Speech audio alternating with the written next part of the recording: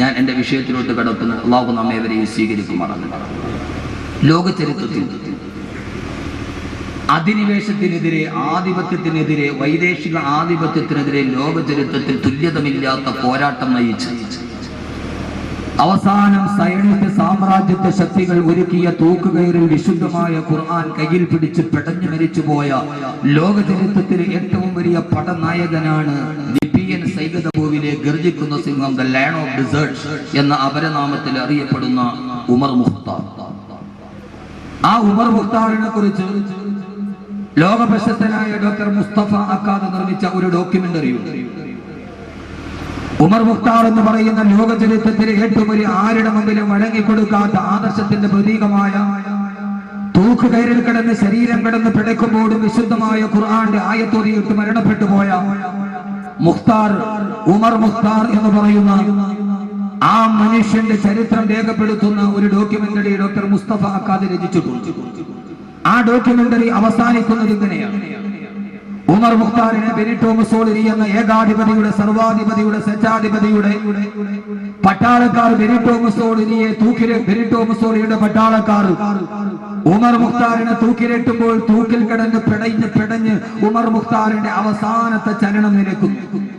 ആ അവസാനത്തെ ചലനം നിലക്ക് ഉമർ മുഖ്താർ തൂക്കുകയറിൽ കിടന്ന് പിടയുമ്പോൾ അദ്ദേഹത്തിന്റെ കണ്ണിൽ വെച്ചിരിക്കുന്ന കണ്ണട മെല്ലെ ഒന്ന് പിടച്ചിലിന്റെ ഇടയിൽ താഴോട്ട് ചെരിയുന്നു. ആ ഡോക്യുമെന്ററി അവസാനിക്കുന്നത് ഇങ്ങനെയാണ്. ആ ഡോക്യുമെന്ററിയുടെ ക്ലൈമാക്സ് ഇങ്ങനെയാണ്: പോരാട്ടത്തിന്റെ സമരവീര്യത്തിലൂടെ കടന്നുപോയ ഉമർ മുഖ്താർ അദ്ദേഹത്തിന്റെ ശരീരത്തിന്റെ അവസാനത്തെ ശ്വാസം നിലക്കുമ്പോൾ തങ്ങൾക്കെതിരെ നിന്നവനെ ഈ ലോകത്ത് അവസാനിപ്പിച്ചു എന്ന് ബെനിറ്റോ മുസോളിനിയുടെ പട്ടാളക്കാർ കരഘോഷങ്ങൾ മുഴക്കുമ്പോൾ ആ സമയത്ത് ഉമർ മുഖ്താറിന്റെ കണ്ണിൽ നിന്ന് ചാഞ്ഞു വീണ ഒരു കണ്ണട, ആ കണ്ണട ഒരു കൊച്ചുകുട്ടി നടന്നു വന്ന് ആ കൊച്ചുകുട്ടി ഉമർ മുഖ്താറിന്റെ മൂക്കത്ത് ചാഞ്ഞിരിക്കുന്ന കണ്ണട കയ്യിലെടുത്തിട്ട് ആ കുട്ടി മുമ്പോട്ട് നടന്നു പോകുന്നു. അതോടെ ഡോക്യുമെന്ററി അവസാനിക്കുന്നു. മുസ്തഫ അക്കാദ് എന്ന് പറയുന്ന സംവിധായകൻ അതിലൂടെ പറഞ്ഞത് ഒരു വലിയ സന്ദേശമാണ്. മുസ്തഫ അക്കാദ് പറഞ്ഞു കൊടുത്ത ലോകത്തിന്റെ ചരിത്രം, ഉമർ മുഖ്താർ കടുമരത്തിൽ പിടഞ്ഞു കിടിഞ്ഞ് തീർന്നു പോയാലും ആ ഉമർ മുഖ്താറിന്റെ മുഖത്ത് വെച്ചിരിക്കുന്ന സ്വാതന്ത്ര്യ സമര പോരാട്ടത്തിന് സാക്ഷ്യം വഹിച്ച 1000 തന്റെ ജനതകളുടെ ഏറ്റവും വലിയ അക്രമത്തെ കണ്ടുകൊണ്ട് മുസ്തഫ അക്കാദ് ആ ഉമർ മുഖ്താറിനെ കാണാൻ സഹായിച്ച കണ്ണട കയ്യിലെടുത്തുകൊണ്ട് പോകുന്ന ആ കൊച്ചുകുട്ടി പിന്നീട് ഒരു ഉമർ മുഖ്താറായി ലോകത്ത് ജന്മമെടുക്കും. ഉമർ മുഖ്താറിന്റെ തലമുറ അവസാനിക്കുന്നില്ല. ആ കണ്ണട എടുത്തുകൊണ്ട് പോയ കൊച്ചുകുട്ടി ഇനിയും വേണ്ട ഒരു രണ്ടാം ഉമർ മുഖ്താറായി ഈ ലോകത്ത് ജന്മമെടുക്കുമ്പോൾ ആ ജന്മത്തിന്റെ ഏറ്റവും വലിയ സാഫല്യമാണ് ഉണ്ടാകുന്നത് എന്ന് പറയുമ്പോൾ എന്റെ ശബ്ദ ശ്രവിക്കാൻ എന്റെ ഊർജ്ജസ്വരരായ എന്റെ പ്രിയപ്പെട്ട ചെറുപ്പക്കാരെ, ചരിത്രം അവസാനിക്കാനുള്ളതല്ല. ചരിത്രം അവസാനിക്കാനുള്ളതല്ല. ഉമർ മുഖ്താർ ഒരു മനുഷ്യനിൽ ഒതുങ്ങാനുള്ള ആളല്ല. ആ ഒരാൾ മരണപ്പെട്ടു പോയാലും, ഒരാളെ ഈ ലോകത്ത് നിന്ന് തുടച്ചു മാറ്റിയാലും അദ്ദേഹത്തിന്റെ ചുവട് പിടിച്ച്, അതുകൊണ്ടായിരുന്നവല്ലോ രാവിലെ സുബഹി നമസ്കാരത്തിന് വേണ്ടി പള്ളിയിൽ നിന്ന് ഇറങ്ങി വരുന്ന ലോകത്തിലെ ഏറ്റവും വലിയ നരനായാട്ടുകൾക്ക് സാക്ഷ്യം വഹിച്ചിരിക്കുന്ന അമേരിക്കയുടെ ജാരസന്താനമായ ഇസ്രയേലിന്റെ വിമാനവീര പീരങ്കികളുടെ മുന്നിൽ കല്ലും കവണയും ഉപയോഗിച്ചിട്ട് ഇന്തിഫാദയിലൂടെ ചെറുത്തു നിൽക്കുന്ന ലോക സമര ചരിത്രത്തിന്റെ അപൂർവമായ സാന്നിധ്യമായ പലസ്തീൻ മുജാഹിദുകൾക്ക് നേതൃത്വം കൊടുത്ത ഷെയ്ഖ് അഹമ്മദ് യാസീൻ എന്ന് പറയുന്ന വയോവൃദ്ധൻ സുബഹി നമസ്കാരം കഴിഞ്ഞ് യെരൂസലേമിലെ പള്ളിയിൽ നിന്ന് ഇറങ്ങി വരുമ്പോൾ ആ സമയത്ത് ഷെയ്ഖ് അഹമ്മദ് യാസീൻ എന്ന നേതാവിനെ കൊന്നൊടുക്കാൻ അമേരിക്കയുടെയും ഇസ്രയേലിന്റെയും ബോംബർ വിമാനങ്ങൾ തീതുപ്പുമ്പോൾ ബോംബർ വിമാനങ്ങളുടെ വെടിയുണ്ടകളേറ്റ് ഷെയ്ഖ് അഹമ്മദ് യാസീൻ എന്ന് പറയുന്ന ആ സമര ചരിത്രത്തിന്റെ വീരനായകൻ ജെറൂസലേമിലെ പള്ളിയുടെ പള്ളിമുറ്റത്ത് കിടന്ന് പിടഞ്ഞു മരിക്കുമ്പോൾ ഷെയ്ഖ് അഹമ്മദ് യാസീൻ എന്ന ധീര പോരാളി അവിടെ പിടഞ്ഞു വീടുമ്പോൾ അന്നത്തെ ദിവസം ഒരു അഹമ്മദ് യാസീൻ മരിക്കപ്പെട്ടാലും വധിക്കപ്പെട്ടാലും അന്ന് പലസ്തീനിൽ ജനിച്ച 1200 കുട്ടികൾക്ക് അന്നത്തെ ഉമ്മമാര് പേരിട്ടത് ഷെയ്ഖ് അഹമ്മദ് യാസീൻ എന്നായിരുന്നു. ഒരു അഹമ്മദ് യാസീൻ മരിക്കപ്പെട്ടപ്പോൾ, ഒരു അഹമ്മദ് യാസീൻ വധിക്കപ്പെട്ടപ്പോൾ അന്ന് 1200 കുട്ടികൾക്ക് അഹമ്മദ് യാസീൻ എന്ന് നാമകരണം ചെയ്യപ്പെട്ടുവെങ്കിൽ ആ കുട്ടി പിന്നീട് ചരിത്രത്തിൽ മറ്റൊരു അഹമ്മദ് യാസീൻ ആവില്ല എന്നായിരിക്കും. അതുകൊണ്ട് സഹോദരങ്ങളെ, ചരിത്രം അവസാനിക്കാനുള്ളതല്ല. ഉമർ മുഖ്താർ അവസാനിക്കാനുള്ളതല്ല. സലാഹുദ്ദീൻ അയ്യൂബി അവസാനിക്കാനുള്ളതല്ല. അബ്ദുൽ ഖാദിർ ജസായിരി അവസാനിക്കാനുള്ളതല്ല. ഹസനുൽ ഹുലൈബി അവസാനിക്കാനുള്ളതല്ല. ഉമർ തൽമസാനി അവസാനിക്കാനുള്ളതല്ല. ലോകത്തിന്റെ മുന്നിൽ അബ്ദുൽ നാസർ മഅ്ദനിയുടെ പോരാട്ടത്തിന്റെ ചരിത്രം അത് അവസാനിക്കാനുള്ളതല്ല. കാരണം അതുകൊണ്ട് തന്നെ വിശുദ്ധമായ ഖുർആൻ പരിചയപ്പെടുത്തുന്ന ആധിപത്യത്തിനും അധിനിവേശത്തിനും ക്രൂരതകൾക്കും പീഡനങ്ങൾക്കും താടനങ്ങൾക്കുമെതിരെ പോരാടിയ ലോകത്തിന്റെ വിപ്ലവകാരികളുടെ ചരിത്രം വിശുദ്ധമായ ഖുർആൻ പറയുമ്പോൾ ആ ഖുർആൻ പറഞ്ഞ ഒരു ചരിത്രവുമായി അബ്ദുൽ നാസർ മഅ്ദനിക്ക് വളരെയേറെ ബന്ധമുണ്ട് എന്ന് വിശുദ്ധമായ ഖുർആന്റെ അടിസ്ഥാനത്തിൽ ഞാൻ വിലയിരുത്തി. ഖുർആനിൽ പറഞ്ഞ ഒരു 2-3 ആയത്തുകൾ ലോകം കണ്ട ഏറ്റവും വലിയ ദൈക്ഷണികതയുടെ ഏറ്റവും വലിയ പര്യായപദമായ ഒരു ചെറുപ്പക്കാരന്റെ പോരാട്ടവുമായി അബ്ദുൽ നാസർ മഅ്ദനിയുടെ പോരാട്ടത്തിനും അദ്ദേഹം കടന്നു വന്ന പോരാട്ട സമരവീതികൾക്ക് സാമ്യമുണ്ട്. അള്ളാഹുവിന്റെ ഖുർആന്റെ വെളിച്ചത്തിൽ ഞാൻ ആ വിഷയത്തിലേക്ക് കിടക്കുകയാണ്.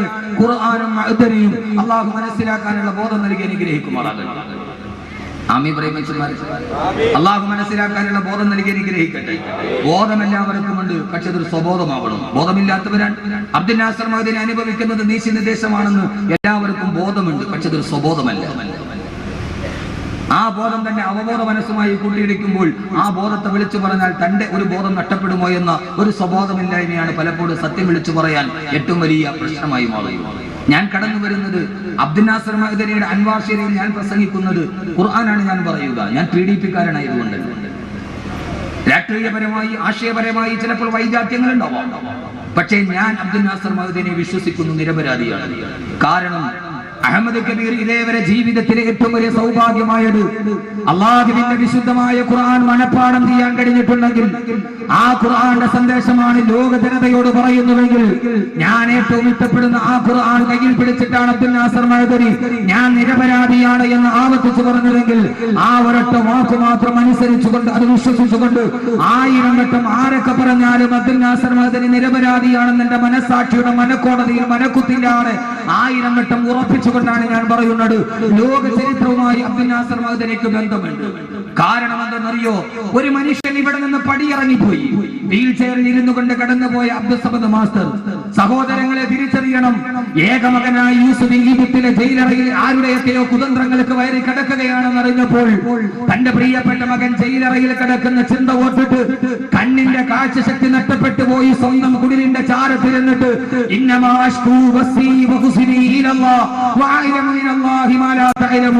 എന്റെ ആവലാതിയും എന്റെ വേവലാടിയും എന്റെ മകൻ നഷ്ടപ്പെട്ട എന്റെ കണ്ണുനീരും എന്റെ വ്യതയും എന്റെ ശ്രദ്ധയും എന്റെ ആധിയും എന്റെ വ്യാധിയും എന്റെ വേവലാതിയും എന്റെ ആവലാടിയും ഞാൻ എന്റെ പടച്ച തമ്പുരാനോട് പറഞ്ഞിട്ട് ഇരിക്കുന്നു എന്ന് പറഞ്ഞ് കണ്ണിന്റെ കാഴ്ച നഷ്ടപ്പെട്ട് മകൻ നഷ്ടപ്പെട്ടു പോകുമ്പോൾ വേറെ മക്കളില്ലാത്തത് കൊണ്ടല്ല, 11 മക്കൾ വേറെയുള്ളപ്പോഴും 12ാമത്തെ മകൻ പ്രിയപ്പെട്ട മകനേറെ സ്നേഹിച്ച മകൻ അള്ളാഹുവിന്റെ റിസാലത്തിന്റെ ദൗത്യമേറ്റെടുത്ത മകൻ ജയിലറയിൽ അടക്കപ്പെടുമ്പോൾ ആ ഒരൊറ്റ ദുഃഖം കാരണത്താൽ കണ്ണിന്റെ കാഴ്ച നഷ്ടപ്പെട്ടു പോയ നബിക്ക് സമാനനായി രണ്ടാമത് അൻവാസരുടെ ഗേറ്റിൽ നിന്ന് പ്രിയപ്പെട്ട മകനെ പിടിച്ചിറക്കി കൊണ്ടുപോകുമ്പോൾ ആ ഒരൊറ്റ ആദി കൊണ്ട് മാത്രം പക്ഷാഘാതം പിടിപെട്ട് വീൽ ചെയറിൽ ഇറങ്ങിപ്പോയ ഒരു അബ്ദുൽ നാസർ മാസ്റ്ററെ കാണുമ്പോൾ ചരിത്രത്തിന്റെ യഹൂദ നബിക്കുമായി ആ മനുഷ്യന് സാമ്യമുണ്ട് എന്ന് തിരിച്ചറിയാൻ നമുക്ക് കഴിയണം. ആദരവായ പ്രവാചകൻ നബി മുഹമ്മദ് മുസ്തഫ, ഞാൻ പറയുന്ന ചരിത്രം അതല്ല. ഒരു ദിവസം അല്ലാഹുവിന്റെ പ്രവാചകൻ ഉഹദിന്റെ രണാങ്കണത്തിന് പരാജയ ഭീതിയിലോട്ട് കടന്നു പോകുമ്പോഴും എല്ലാവരും ഒരുമിച്ച് നിന്ന് ആക്രമിക്കുമ്പോഴും ആ സമയത്ത് ഉടവാൾ വാരിയെടുത്തിട്ട് ഞാൻ കാപട്യമില്ലാത്ത പ്രവാചകനാണടാ എന്ന് പറഞ്ഞ് 100 കണക്കിന് ആളുകൾ എതിരാളികളെ തനിക്ക് നേരെ ഏറ്റവും വലിയ പ്രതിരോധത്തിന്റെ പത്മവ്യൂഹം തകർക്കുമ്പോ അതിന്റെ നടുവിൽ ക്ഷീണിതനാകാതെ ഒരു നിമിഷം പോലും സന്ധികൾക്ക് തയ്യാറാകാതെ ഊരി പിടിച്ച വാളുമായി നിന്ന ലോകം കണ്ട ഏറ്റവും വലിയ ധീരനായ പ്രവാചകൻ നബി മുഹമ്മദ് മുസ്തഫ അള്ളാഹുവിന്റെ പ്രവാചകൻ. പക്ഷേ മനസ്സ് തളർന്ന് കണ്ണുനീരൊലിക്കി അള്ളാഹുവിന്റെ റസൂൽ പാതിരാ സമയത്ത് പള്ളിയിൽ പോയിരുന്നത് ഒരൊറ്റ സമയത്ത് മാത്രമാണ്. എപ്പോഴെന്നറിയുമോ? ഉഹദിന് പരാജയം വന്നപ്പോഴല്ല, ഹംസ ഷഹീദായപ്പോഴല്ല, എല്ലാവരും നഷ്ടപ്പെട്ടു പോയപ്പോഴല്ല, തന്റെ ജീവിതത്തിന്റെ എല്ലാ പരീക്ഷണങ്ങളുടെ തിക്തമായ യാഥാർത്ഥ്യങ്ങളിൽ ഒരു ഊന്നുപടിയായി വലതുഭാഗത്ത് ചേർന്ന് തന്ന പ്രിയപ്പെട്ട ഭാര്യ ആയിഷ റളിയല്ലാഹു തആല അൻഹ അപവാദമേറ്റിട്ട് ആയിഷയുടെ പേരിൽ അപവാദമുണ്ടായി. ആ അപവാദം സഹിക്കാൻ കഴിയാതെ തന്റെ ഭാര്യയുടെ പേരിൽ ഒരു അപവാദമുണ്ടായപ്പോ അത് സഹിക്കാൻ കഴിയാതെ പള്ളിക്കുള്ളിലിരുന്നു കൊണ്ട് ഈത്തപ്പന മരത്തിന്റെ ഓലയിൽ നിന്ന് പൊട്ടിക്കരഞ്ഞ ആദരവായ പ്രവാചകൻ നബി മുഹമ്മദ് മുസ്തഫ അബ്ദുൽ നാസർ മഅദനി എപ്പോഴെങ്കിലും തളരുന്നത് ഞാൻ എന്റെ കണ്ണുകൊണ്ട് കണ്ടിട്ടുണ്ടെങ്കിൽ തന്റെ പ്രിയപ്പെട്ട ഭാര്യ സൂഫിയ മഅദനിയെ കളമശ്ശേരി കേസിലെ അപവാദത്തിന് കുടുക്കി അറസ്റ്റ് ചെയ്യപ്പെടുമ്പോൾ മഅദനിയുടെ നാവുകൾ പതറുന്നു എന്നെനിക്ക് തോന്നിപ്പോയിട്ടുണ്ട്.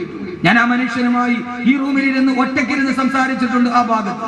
സഹോദരങ്ങളെ, ജീവിതത്തിന്റെ ചരിത്രവുമായി അതുകൊണ്ട് ഞാൻ പറയുന്നു, അബ്ദുൽ നാസർ മഅദനിക്ക് ഒന്നും നഷ്ടപ്പെട്ടിട്ടില്ല. അബ്ദുൽ നാസർ മഅദനി പ്രവാചകന്മാർ അനുഭവിച്ച തിക്തമായ യാഥാർത്ഥ്യങ്ങൾ അനുഭവിക്കുകയാണ്. അള്ളാഹു പാകപ്പെടുത്തുകയാണ് ഒരു മനുഷ്യനെ. ഞാൻ പറയുന്നു, അബ്ദുൽ നാസർ മഅദനിക്ക് നഷ്ടമൊന്നും ഉണ്ടായിട്ടില്ല. എന്താ നഷ്ടമുണ്ടായിട്ടുള്ളത്? ഏത് നഷ്ടമാണ് അബ്ദുൽ നാസർ മഅദനിക്ക് ഉണ്ടായിട്ടുള്ളത്? ഭൗതിക ലോകത്തിന്റെ നഷ്ടത്തിലാണ് നിങ്ങൾ പിടിച്ചു കിട്ടിയതെങ്കിൽ ഇൻഷാ അല്ലാഹ് പരലോകത്തിന്റെ തീരാ സൗഭാഗ്യത്തിലേക്ക് അദ്ദേഹം നടന്നു പോവുകയാണ് എന്നുള്ള ഏറ്റവും വലിയ യാഥാർത്ഥ്യം തിരിച്ചറിയാൻ ഈ ഖുർആനിന്റെ ആയത്തുകൾക്ക് നമുക്ക് കഴിയേണ്ടതുണ്ട്. അള്ളാഹു അങ്ങനെയാക്കി കൊടുക്കുമാറാകട്ടെ. അള്ളാഹു അങ്ങനെയാക്കി കൊടുക്കുമാറാകട്ടെ എന്ന ഒരൊറ്റ ആഗ്രഹത്തോടെ ഞാൻ എന്റെ വിഷയത്തിലോട്ട് കിടക്കുകയാണ്. മഅദനിയെ ഖുർആനുമായി ബന്ധിപ്പിക്കുന്ന ഒരു സാഹചര്യമുണ്ട്. ആ സാഹചര്യം അള്ളാഹുവിന്റെ വിശുദ്ധമായ ഖുർആനിന്റെ സൂറത്തുൽ ഖസസ് ആണ്. എപ്പോഴാണ് അബ്ദുൽ നാസർ മഅദനി ചരിത്രത്തിൽ അറിയപ്പെടുന്നത്? അബ്ദുൽ നാസർ മഅദനി എപ്പോഴാണ് അറിയപ്പെടുന്നത്? സഹോദരങ്ങളെ, ഈ ലോകത്തിന്റെ മുന്നിൽ ഈ ലോകം ഒരു വല്ലാത്ത അവസ്ഥയിലാണ്.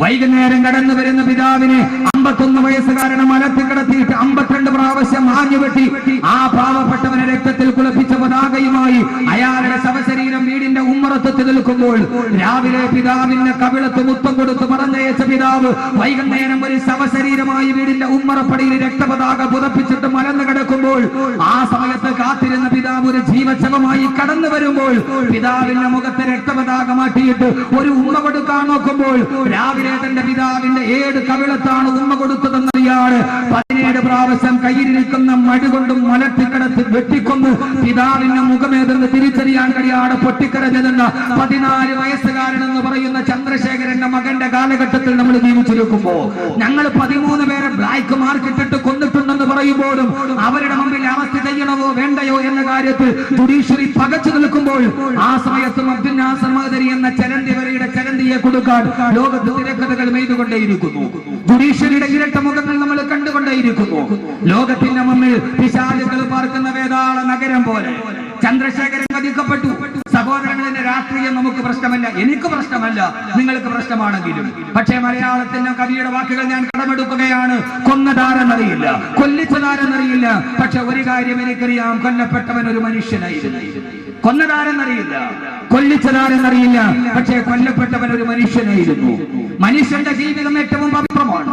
ആ പവിത്രമായ ജീവിതത്തിലൂടെ കടന്നു വരുമ്പോഴാണ് അബ്ദുൽ നാസർ മഅദനി എങ്ങനെ കൊടുക്കപ്പെട്ടു എന്ന് വിശുദ്ധമായ ഖുർആൻ പറയുന്നത്. ഇത് ഗീലാനിയുടെ വാക്കുകളല്ല, ഇത് ഭാസുരേന്ദ്ര ബാബുവിന്റെ വാക്കുകളല്ല, ഈ വാക്കുകൾ ഡോക്ടർ സെബാസ്റ്റ്യൻ പോളിന്റേതല്ല, ഈ വാക്കുകൾ നീലലോഹിതദാസൻ നാടാറുടേതല്ല, ഈ വാക്കുകൾ കേരളത്തിന്റെ സാംസ്കാരിക നായകന്മാരുടേതല്ല, ഈ വാക്കുകൾ പടച്ച ലോകത്തിന്റെ പരിശുദ്ധമായ തമ്പുരാൻ വിശുദ്ധമായ അല്ലാഹുവിൽ നിന്ന് വിശുദ്ധ ലോകത്ത് നിന്ന് വിശുദ്ധനായ മാലാഖയ ജിബ്രീലിലൂടെ വിശുദ്ധനായ പ്രവാചകന് വിശുദ്ധ ഭൂമിയിൽ വിശുദ്ധമായി അവതരിപ്പിക്കപ്പെട്ട വിശുദ്ധ വാക്യത്തിന്റെ വിശുദ്ധ വേദം. ആ വിശുദ്ധ വേദത്തിന്റെ വാക്കുകളാണിതെങ്കിൽ അല്ലാഹുവിന്റെ ഖുർആൻ പറയുന്നു, ഒരു കാലത്ത് നിങ്ങൾ ഓർക്കുക, ഒരു കാലത്ത് നിങ്ങൾ ഓർക്കുക. ആ കാലഘട്ടത്തിൽ അല്ലാഹു സുബ്ഹാനഹു വ തആല ഒരു മനുഷ്യനെ പരിചയപ്പെടുത്തുകയാണ്. ആ മനുഷ്യനാരെന്നറിയുമോ? ലോക ചരിത്രത്തിൽ അഹങ്കാരത്തിന്റെ പ്രതീകമായി മാറിയ, ചരിത്രത്തിന്റെ തുല്യതയില്ലാതെ അഹങ്കാരത്തിന്റെ ഗർവപർവ്വതത്തിലോട്ട് കടന്നുപോയ ഏറ്റവും വലിയ അഹങ്കാരിയായ മനുഷ്യൻ ആരായിരുന്നു അയാൾ? അല്ലാഹുവിന്റെ വിശുദ്ധമായ ഖുർആൻ സൂറത്തുൽ ഖസസ് ആണ് പറയുന്നത്. ആകെ 1 മണിക്കൂറാണ് എനിക്ക് പരമാവധി കിട്ടുക. അതുകൊണ്ട് ഖുർആനും മഅദനിയും എന്ന വിഷയത്തിലേക്ക് ഞാൻ കടക്കാൻ. ഇത് ബുഖാരി പറഞ്ഞ ഹദീസല്ല. ഇത് മഅദനിയെ കുറിച്ച് ബുഖാരി പറഞ്ഞിട്ടുണ്ടോ? ഇത് ഖുർആനും മഅദനിയെ കുറിച്ച് ആയത്തിറങ്ങിയിട്ടൊന്നും ചോദിക്കരുത്. കാരണം ചരിത്രം അവസാനിക്കാനുള്ളതല്ല. പക്ഷെ അവിടെ നമ്മൾ ആരാവണം എന്നുകൂടി ഖുർആൻ പറയുന്നുണ്ട്. അതുകൂടി പറഞ്ഞിച്ചാൽ നമുക്ക് അവസാനിപ്പിക്കാം. അല്ലാഹു തൗഫീഖ് നൽകട്ടെ. ഒന്നാം മെമ്പറി മനുഷ്യന്മാർ 4 മണിക്ക് തുടങ്ങിയ ഒരു സദസ്സ് ഏതാണ്ട് 9:30 മണി 5.5 മണിക്കൂർ ഇരിക്കുന്ന ഒരാള് ആമീൻ പറഞ്ഞില്ലെങ്കിൽ അതിന്റെ അർത്ഥം എന്താണെന്നറിയോ? ഒന്നുകിൽ ഇത് നിൽക്കണമെന്നുള്ള ആഗ്രഹം. ആമീൻ പല സമയത്ത് പറയേണ്ടി വരും. ചില ആളുകൾ ദുആ ചെയ്യാൻ വേണ്ടി തുടങ്ങിയാൽ ആ ദുആ നിൽക്കാൻ വേണ്ടി നമ്മൾ ദുആ ചെയ്യേണ്ടി വരും. പടച്ചവൻ ഇതൊന്ന് കഴിഞ്ഞിരുന്നെങ്കിൽ ഒന്ന് കൈയഴിച്ചിട്ട് പോകാൻ പറ്റുമല്ലോ.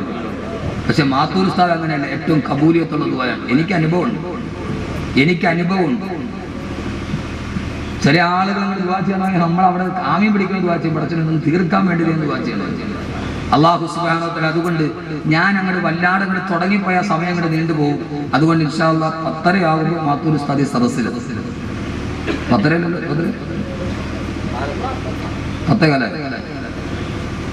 ഉസ്താദ് ഇരുത്തി ഇൻഷാ അല്ലാഹ് നമുക്ക് ദുആ ചെയ്ത് പിരിയാം. തുടങ്ങിക്കഴിഞ്ഞാൽ വലിയ വിശാലമായ വിഷയം തുടങ്ങിയാൽ വലിയ പ്രശ്നവും. ഞാൻ വളരെ ചുരുക്കി അവസാനിക്കുക. തുടങ്ങാൻ എളുപ്പമാണ്, പക്ഷെ നിർത്താൻ വലിയ പാടാണ്. ചില ചെറുപ്പക്കാർ വന്നിട്ട് ഒരു ഉസ്താദെ കല്യാണം നോക്കിയിട്ട് നടക്കണില്ല.